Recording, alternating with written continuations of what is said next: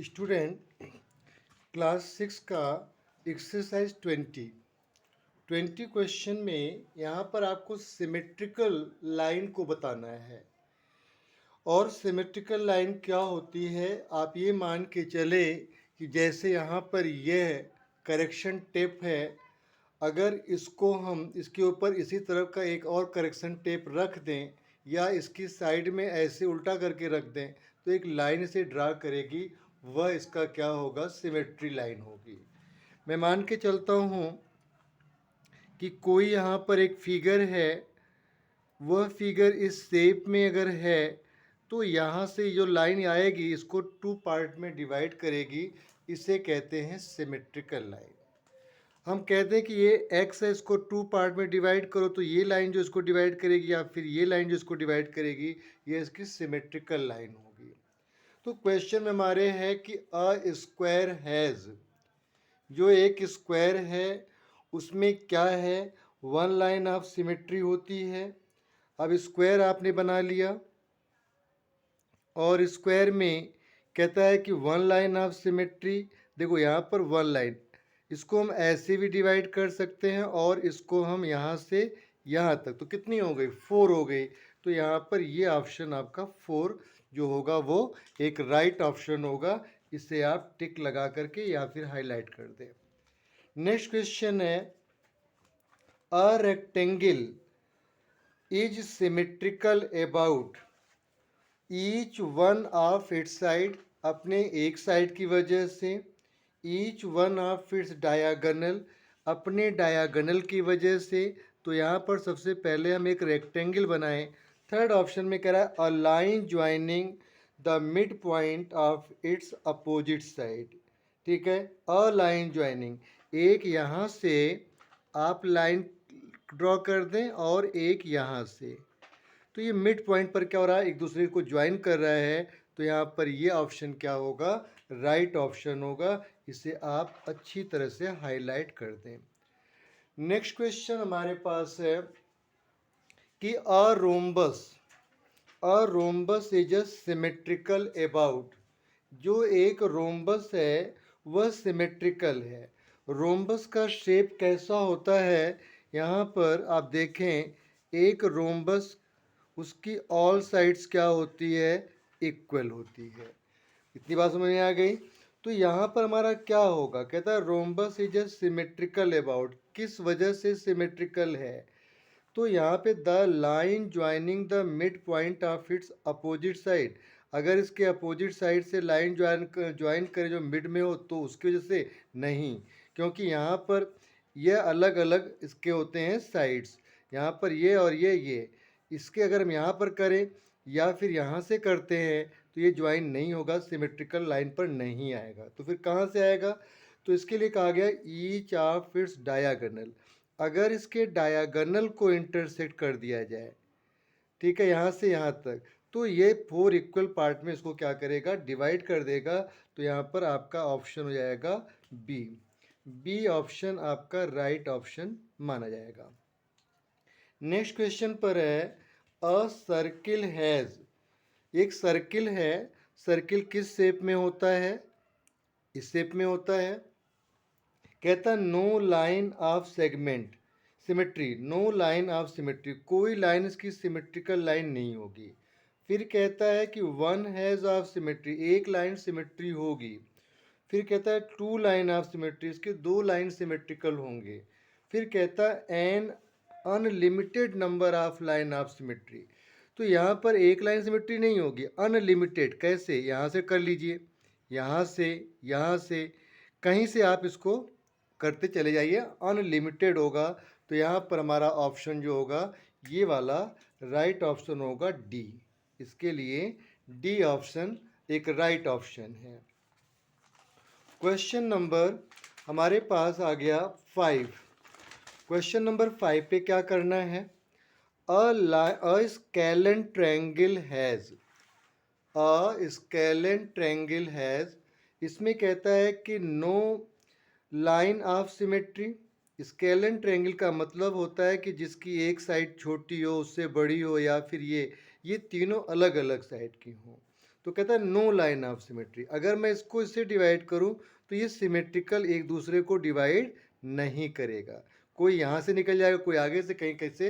तो यहाँ पर जो ऑप्शन होगा आपका नो लाइन ऑफ सिमेट्री, ये ऑप्शन आपका राइट हो जाएगा। अगला क्वेश्चन है A B C D is a kite. A B C D is kite when in which A B is equal to A D. जो A B है वो A D के इक्वल है।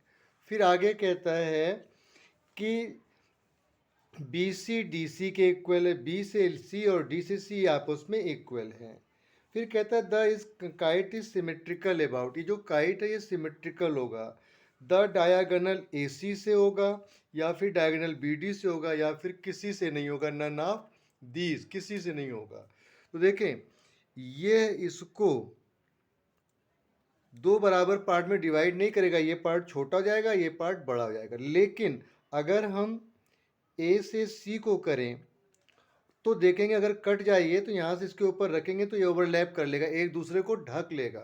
तो यहाँ पर जो आपका ऑप्शन होगा वह ए वाला होगा, the diagonal A C, right.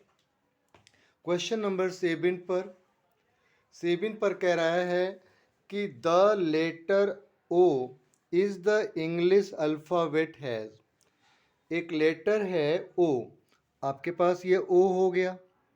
ओ को कह रहा है कि नो लाइन इज सिमेट्री, कोई लाइन सिमेट्रिकल नहीं है। फिर कहता है वन लाइन ऑफ सिमेट्री, एक लाइन सिमेट्रिकल होगा।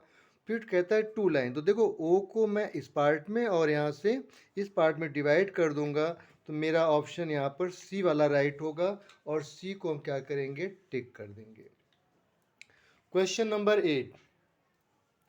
8 पर कह रहा है the letter Z of the English alphabet has. The letter Z of English alphabet has. एक यहाँ पर मैंने बनाया जेड शेप में, ठीक है, कोई यहाँ पर एक जेड शेप में बन गया। अब कहता है कि the English alphabet has no line of symmetry. देखो अब यहाँ से इसको कैसे डिवाइड करोगे, यहाँ से, भाई जेड जरूरी नहीं है कि यहाँ तक है, यहाँ तक भी हो सकता है। और अगर हम इधर से डिवाइड करें तो ये भी बराबर बराबर डिवाइड नहीं होगा, ऐसा ये ओवरलैप नहीं होगा। इसलिए यहाँ पर जो आपका आंसर होगा नो लाइन ऑफ सिमेट्री होगा, इसमें कोई लाइन सिमेट्रिकल नहीं होगा। मतलब कि जेड को हम 2 या 3 पार्ट या 4 पार्ट में बराबर बराबर डिवाइड नहीं कर सकते हैं। नेक्स्ट क्वेश्चन हमारे पास है 9 क्वेश्चन को ये कह रहे हैं कि ड्रॉ द लाइन और लाइंस, लाइन या फिर lines of symmetry of each of the. तो सिमेट्रिकल लाइन का मतलब क्या होता है, जो किसी चीज़ को दो इक्वल पार्ट में डिवाइड कर दे, और अगर उसको हम पलटें, दोनों को एक दूसरे पे रखें, तो वो क्या करे, एक दूसरे को ढक ले। तो यहाँ पर आपके पास जो ये फिगर है ये 2 पार्ट में इसको डिवाइड कर लेगा। तो इसको अगर हम बाइसेक्ट इस एंगल को करते हैं तो ये इसको डिवाइड कर देगा, इसको हम मिलाएंगे तो ये ओवरलैप कर लेगा। इसका जो सिमेट्रिकल लाइन होगा वो यहाँ से होगा, इसके वर्टिसेस से सीधी लाइन आपकी जाएगी, और ये लाइन जो होगा इसका सिमेट्रिकल लाइन हो जाएगी। नेक्स्ट क्वेश्चन पर यहाँ देखें तो यहाँ पर इसके वर्टिसेस को, हालांकि फिगर यहाँ से बना है, थोड़ा दिक्कत है इसमें, लेकिन अगर देखें तो यहाँ से ये क्या करेगा, इसको बराबर बराबर पार्ट में डिवाइड कर देगा, इसलिए इसको कहा जाएगा कि ये सिमेट्रिकल लाइन में है, ठीक है। नेक्स्ट को आप देखें, इसको हम यहाँ से डिवाइड कर सकते हैं, इसको यहाँ से डिवाइड किया जा सकता है, इसको इस पार्ट से डिवाइड किया जा सकता है, इस पार्ट से डिवाइड कर सकते हैं, या फिर इसको अगर हम कहें तो हम यहाँ से भी डिवाइड कर सकते हैं, इसके दोनों कॉर्नर को मिलाते हुए लाइन को डिवाइड कर लेंगे। और फिर यहाँ पर इस क्वेश्चन को हम यहाँ से डिवाइड कर लेंगे, इस क्वेश्चन को हम यहाँ से डिवाइड कर लेंगे, अर्थात ये जितने पार्ट में इसको हम कर सकते हैं उसे कर लेंगे, और हर पार्ट एक दूसरे को ओवरलैप कर लेगा, इसलिए क्या हो जाएगा यहाँ पर ये इसका सिमेट्रिकल लाइन हो जाएगी। नेक्स्ट क्वेश्चन है which of the following statement are true and which are false. इसमें कौन सा स्टेटमेंट ट्रू है और कौन सा फॉल्स है।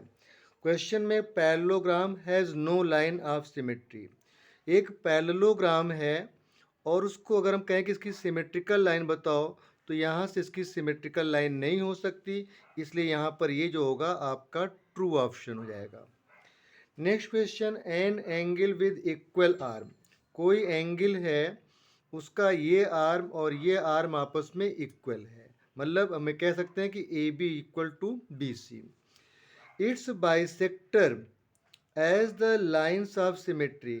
इसका जो बाइसेक्टर होगा, मान के चलो कि ये 60 डिग्री है, तो यहाँ पर ये 30 डिग्री और ये 30 डिग्री दो इक्वल पार्ट में डिवाइड कर लेगा, इसलिए इस ऑप्शन को आप क्या कहोगे कि ऑप्शन ट्रू है। Third, an equilateral triangle has 3 lines of symmetry.